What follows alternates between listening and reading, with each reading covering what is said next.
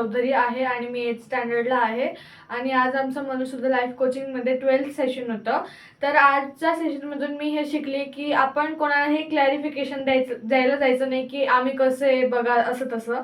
जर आपण क्लॅरिफिकेशन द्यायला गेलो तर त्यांना आपलं ॲरोगन्सी दिसते ना की आपलं चांगुलपणा. तर मग त्यांना जर आपला चांगुलपणा दाखवायचा असेल किंवा जर आपल्याला स्वतःला प्रूफ करायचं असेल तर आपल्याला त्याच्यासाठी स्मार्ट बनणं गरजेचं असतं आणि त्यांना क्लॅरिफाय नाही करायला जायचं, आपण आपल्या कामांमधून ते दाखवायचं असतं. हे पण शिकले की sharing is very much important आणि लिसनिंग पण इम्पॉर्टंट आहे. म्हणजे जेवढंच आपण शेअर करतो तेवढंच आपण कोणाकडनं ऐकून घेणं ते पण इम्पॉर्टंट असतं.